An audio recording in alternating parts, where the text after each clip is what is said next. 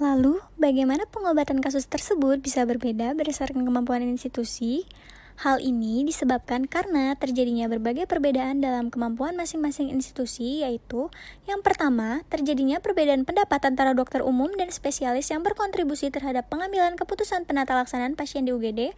Kedua, upaya menyiapkan dokter umum yang kompeten belum optimal pelaksanaannya. Yang pertama, perawat sebagai pemberi asuhan keperawatan. Kedua, perawat sebagai advokat pasien. Ketiga, perawat sebagai edukator. Terakhir, perawat sebagai tempat konsultan bagi pasien.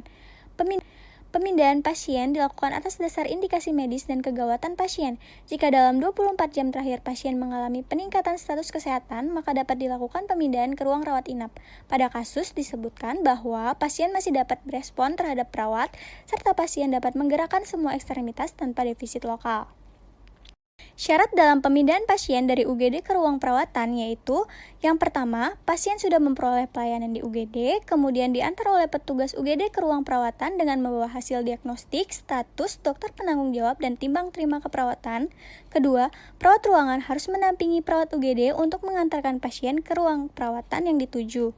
Terakhir, perawat ruangan dan perawat UGD melakukan serah terima pasien dengan menyertakan status, surat rawat inap, resep obat, hasil lab, EKG, dan sebagainya.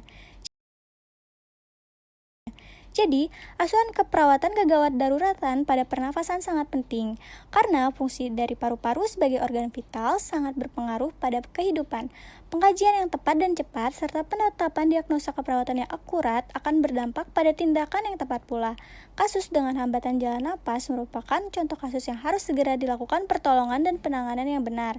Kita sebagai calon perawat harus kompeten dan mahir agar dapat menyelamatkan jiwa korban.